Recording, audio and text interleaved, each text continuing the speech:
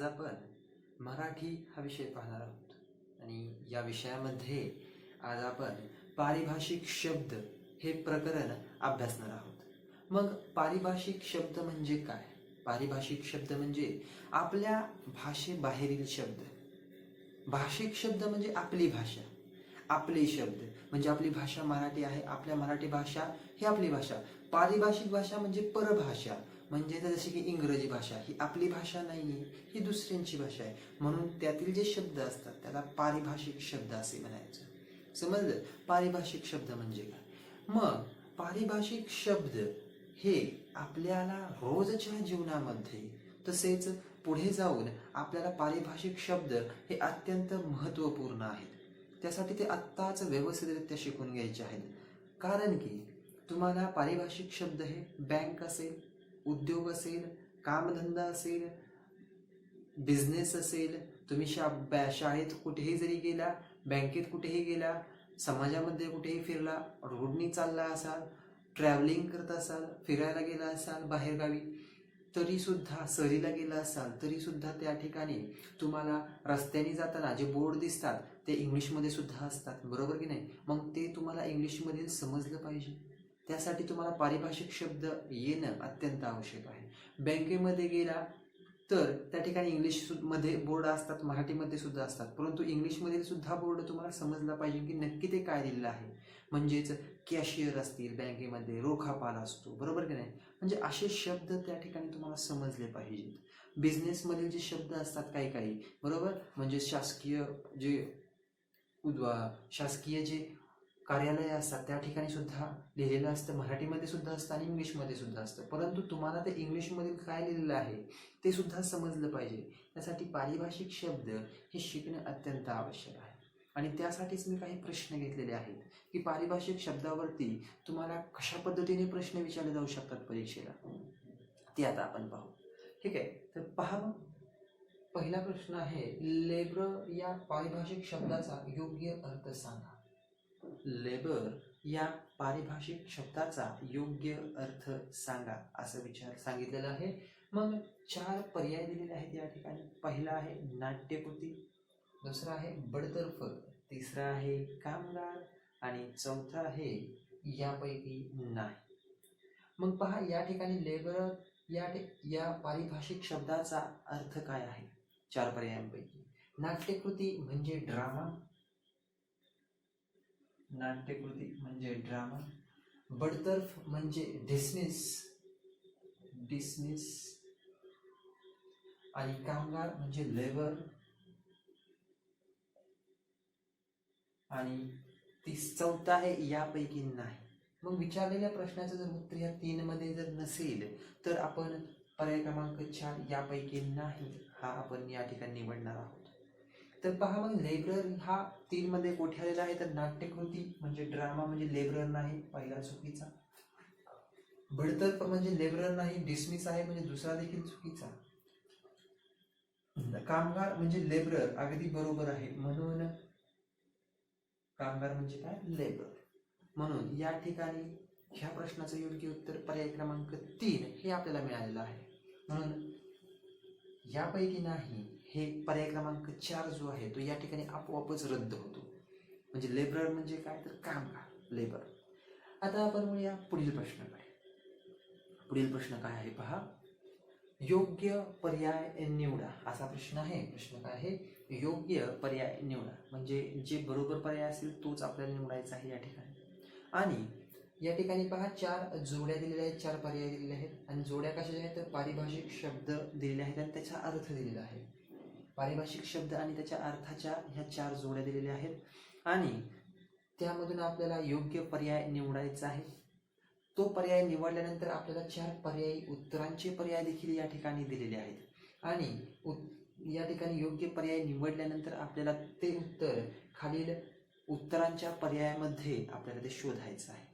मग पहा, योग्य पर्याय निवडा, त्यामध्ये 4 पर्याय दिलेले आहेत, ते काय आहेत ते पाहूया। पहिला आहे जर्नलिस्ट म्हणजे पत्रकार।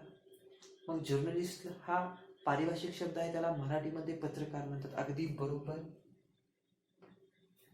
दुसरा आहे जर्नल, जर्नल म्हणजे नियतकालिक, जर्नल म्हणजे नियतकालिक. जर्नल हा पारिभाषिक शब्द आहे, नियतकालिक हा आपला मराठी भाषिक शब्द आहे. याचा अर्थ मराठीमध्ये नियतकालिक येतो, अगदी बरोबर. तिसरा आहे जज, म्हणजे न्यायाधीश, मराठीमध्ये न्यायाधीश म्हणतात जजला, अगदी बरोबर आहे. आणि चौथा आहे इलिजिबिलिटी. चौथा काय आहे? एलिजिबिलिटी म्हणजे पात्रता, मराठीमध्ये त्याला पात्रता असे म्हणतात. तुम्ही पहा, अगदी फॉर्म भरताना जर पाहायचं असेल तर आपल्याला इलिजिबिलिटी हा शब्द प्रत्येक ठिकाणी पाहायला मिळतो, बरोबर. म्हणून तुम्हाला ह्या शब्दाचा अर्थ माहीत पाहिजे. मग इलिजिबिलिटी म्हणजे काय? तर इलिजिबिलिटी म्हणजे पात्रता, अगदी बरोबर. हा सुद्धा योग्य अर्थाचा शब्द आहे या ठिकाणी. मग चारही पर्याय या ठिकाणी योग्य आहेत, मग योग्य पर्याय निवडा असं सांगितलेलं आहे.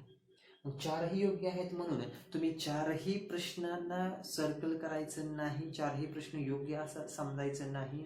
चारही प्रश्न योग्य आहेत मग चारही नंबरला टिक मार्क करायची नाही. का? कारण की या ठिकाणी काय दिलेलं आहे, तर या ठिकाणी 4 पर्यायी उत्तर सुद्धा दिलेली आहेत. ठीक आहे, मग त्यामध्ये कोणतं उत्तर या ठिकाणी योग्य आहे? चारही पर्याय त्यामध्ये दिलेले आहेत, तो पर्याय अगदी योग्य असणार आहे. पहिला पर्याय आहे फक्त 1, 2 व 3 योग्य असणार आहे. मग 1, 2 आणि 3 योग्य आहेतच ना, मग परंतु मग हा पर्याय योग्य धरायचा का? तर नाही. का? कारण की 4 सुद्धा योग्य आहे, परंतु तो तिथे दिलेला नाहीये, म्हणून तो पूर्ण योग्य आहे का? नाही, म्हणून हा चुकीचा. दुसरा आहे फक्त 3 व 4 योग्य. 3 आणि 4 हे दोन्ही योग्य आहेत, परंतु 1 आणि 2 हेही योग्य आहेत, मग तो चुकीचा होतो तसा असेल तर, बरोबर. तिसरा आहे फक्त 2 व 3 योग्य, मग 2 व 3 हे योग्य आहेत, परंतु 1 आणि 4 हे देखील योग्य आहेत, म्हणून हा देखील चुकीचा. चौथा आहे सर्व योग्य. मग सर्व योग्य या ठिकाणी सर्व योग्य आहेत का? तर हो, 1, 2, 3, 4 हे चारही पर्याय या ठिकाणी योग्य आहेत, म्हणून चौथा पर्याय हा या प्रश्नाचं योग्य उत्तर आहे असं आपल्याला या ठिकाणी दिसून येतं. म्हणजे हे चारही जे दिलेले आहेत पारिभाषिक शब्द आणि त्यांचे मराठी भाषेमधून अर्थ, हे सर्वच्या सर्व या ठिकाणी योग्य आहेत असं आपल्याला या ठिकाणी दिसून येतं. तर आपण बोलूया पुढील प्रश्नाकडे. पुढील प्रश्न काय आहे पहा. पुढील प्रश्न आहे, स्लोगन या पारिभाषिक शब्दाचा योग्य अर्थ सांगा. पुन्हा एकदा प्रश्न वाचतो, नीट ऐका. स्लोगन या पारिभाषिक शब्दाचा योग्य अर्थ सांगा असं सांगितलेलं आहे. मग स्लोगनचा पारिभाषिक शब्द दिलेला आहे, स्लोगन हा पारिभाषिक शब्द दिलेला आहे, त्याचा आपल्या मराठी भाषेमध्ये त्याला काय म्हणतात, तर आपण कोणत्या नावाने ओळखतो हे आपल्याला माहिती असणं अत्यंत गरजेचं आहे. मग पहा, पहिला पर्याय दिलेला आहे भाषण, आरक्षण, घोषवाक्य का यापैकी नाही. मग चौथा जो पर्याय दिलेला आहे यापैकी नाही, हा पर्याय आपण केव्हा निवडणार आहोत? जेव्हा विचारलेल्या प्रश्नाचं उत्तर इतर पर्यायांमध्ये जर नसेल तरच आपण या ठिकाणी पर्याय क्रमांक 4 हा निवडणार आहोत. मग पहा, पहिला पर्याय भाषण. भाषण म्हणजे स्पीच. भाषण म्हणजे काय? स्पीच. त्याला भाषण असे म्हणतात आणि इंग्लिशमधून त्याला स्पीच असे म्हणतात पारिभाषिक शब्दातून. दुसरा आहे आरक्षण म्हणजे रिझर्वेशन. आरक्षण म्हणजे काय? रिझर्वेशन. आरक्षण असतं, अगदी हा शब्द तुम्ही कित्येक तरी वेळा ऐकला असेल. म्हणजे समजा शासकीय जागा निघल्या असेल तर आरक्षण कोणत्या जागेला किती, बरोबर. रेल्वेमध्ये गेला असेल तर आरक्षित जागा आहे, हे आरक्षित जागा आहेत, बरोबर. म्हणजेच हे मला म्हणतात की आरक्षण म्हणजे रिझर्वेशन असतं ते. ठीक आहे. त्यानंतर पुढे पहा घोषवाक्य. पुढे काय आहे? घोषवाक्य. घोषवाक्य म्हणजे स्लोगन. आणि चौथाही यापैकी नाही. मग आपल्याला पाहिजे तो स्लोगनचा अर्थ काय आहे आपल्या भाषेमध्ये. तर भाषण म्हणजे स्पीच, स्लोगन नाही म्हणजे पहिला चुकीचा. दुसरा आहे आरक्षण म्हणजे रिझर्वेशन, दुसरा देखील चुकीचा. तिसरा आहे घोषवाक्य म्हणजे स्लोगन आणि आपल्याला स्लोगनच पाहिजे नाही, म्हणून स्लोगन म्हणजे काय? तर घोषवाक्य. म्हणून पर्याय क्रमांक 3 जो आहे तो अगदी योग्य पर्याय आहे. आपल्या या प्रश्नाचं जो उत्तर आहे ते पर्याय क्रमांक 3 हे आपल्याला या ठिकाणी मिळालेलं आहे आणि योग्य पर्याय आहे या ठिकाणी. म्हणून उत्तर आपल्याला पर्यायांमध्ये मिळाल्यामुळे पर्याय क्रमांक 4 जो आहे तो या ठिकाणी आपोआपच रद्द होतो, म्हणजे चुकीचा ठरतो. ठीक आहे. मग आता या ठिकाणी या प्रश्नाचे योग्य उत्तर काय मिळालेलं आहे आपल्याला? पर्याय क्रमांक 3 घोषवाक्य म्हणजेच काय? स्लोगन. तर आता आपण म्हणूया पुढील प्रश्नाकडे. पुढील प्रश्न पहा काय आहे. पुढील प्रश्न आहे जोड्या लावा. प्रश्न आहे जोड्या लावा असा प्रश्न आहे. त्यामध्ये दोन या ठिकाणी ह्या बाजूला एक गट आहे आणि ह्या बाजूला एक गट आहे, असे दोन गट आहेत या ठिकाणी. आणि पहिल्या गटामध्ये पारिभाषिक शब्द दिलेले आहेत. इंग्रजी भाषेतील पारिभाषिक शब्द आपण त्यांना म्हणतो. 4 पारिभाषिक शब्द दिलेले आहेत. टेलिग्राम, यार्ड, टेंडर आणि वॅकन्सी असे 4 पारिभाषिक शब्द आहेत. दुसऱ्या गटामध्ये 4 भाषिक शब्द आहेत. निविदा, रिक्तपद, आवार आणि तार. लक्षात ठेवायचं आहे की आपले जे मराठी भाषी शब्द असतात ते आपण जास्त वापरत नाही, त्यामुळे ते आपल्याला माहितीच नसतात की ते शब्द आपल्या मराठी भाषेतील आहेत म्हणून, आणि त्याचा अर्थ असा असतो, बरोबर. जसं की निविदा हा शब्द, रिक्तपद, आवार हे शब्द आपल्याला माहितीच नसतात, कधी आपण त्याचा अभ्यासच करत नाही, ते आपल्याला अभ्यासात कधीच येत नाहीत, त्यामुळे ते आपल्या लक्षात नसतात. परंतु ते पाठ करायचे आहेत, त्याला काय म्हणतात इंग्लिशमधून, मराठीमधून त्याचा अर्थ काय हे सुद्धा लक्षात घ्यायचं आहे. हे झाले 2 गट. मग या बाजूला आहे पारिभाषिक शब्द, या बाजूला आहे भाषिक शब्द, म्हणजे ह्यांचा अर्थ या बाजूला दिलेला आहे. मग प्रत्येक शब्दाचा अर्थ इकडे कोणता आहे तो शोधायचा आहे, त्याची जोडी लावायची आहे. आणि त्या जोड्या लावल्यानंतर त्या जोड्यांची उत्तरं जी आहेत ती या ठिकाणी पर्यायी उत्तरामध्ये आपण दिलेली आहेत, ती या ठिकाणी शोधायची आहेत आणि तो पर्याय निवडायचा आहे उत्तराचा. ठीक आहे. मग अगोदर आपण जोड्या या ठिकाणी व्यवस्थितरित्या लावून घेऊया आणि मगच पर्याय उत्तराकडे जाऊया. ठीक आहे. मग या ठिकाणी तुम्हाला जी जोडी अगोदर येत असेल, ज्याचं उत्तर अगोदर माहिती असेल, ती जोडी लावली तरी चालेल, कारण की तसं जर केलं तर ऑप्शन कट पद्धत म्हणतात त्याला, बाकीच्या सुद्धा जे राहिले उत्तर असतील ते आपोआप जुळतील जोड्या लावामध्ये. मग आपण पाहूया टेलिग्राम. मग टेलिग्राम म्हणजे काय, तर टेलिग्राम म्हणजे तार. टेलिग्राम म्हणजे काय, तार. टेलिग्रामला तार असे म्हणतात, म्हणून एला 4 जोडी जोडली. दुसरं आहे यार्ड. दुसरं काय आहे, यार्ड. यार्ड म्हणजे आवार. यार्ड म्हणजे काय, तर यार्ड म्हणजे आवार. तिसरं आहे टेंडर.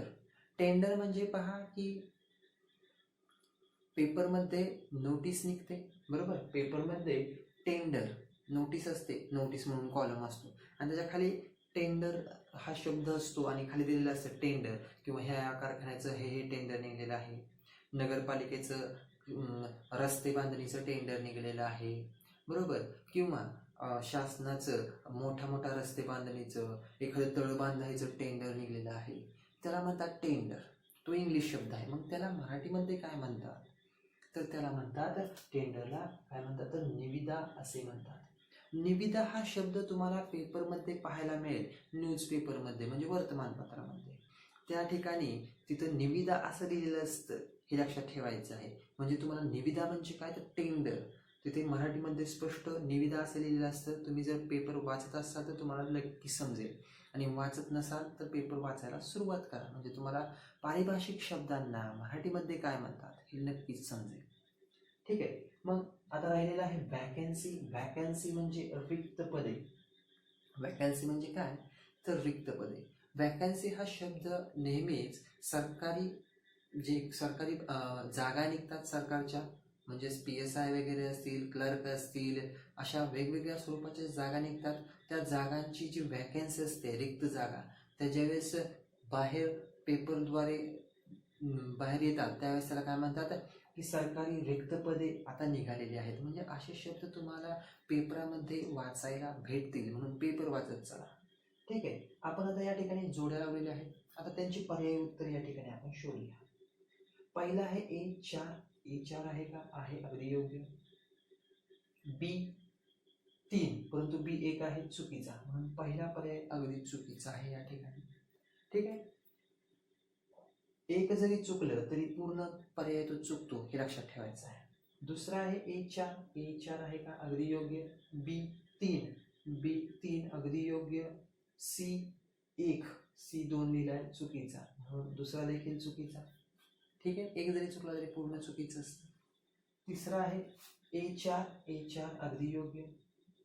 B2 आहे, चुकीचा, म्हणून तिसरा देखील चुकीचा आहे. ठीक आहे. आता पर्याय क्रमांक 4 राहिलेला आहे.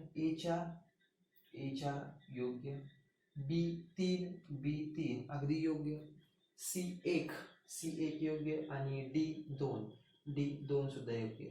सगळे योग्य असल्यामुळे पर्याय क्रमांक 4 हे या प्रश्नाचं अगदी योग्य उत्तर आपल्या या ठिकाणी मिळालेलं आहे.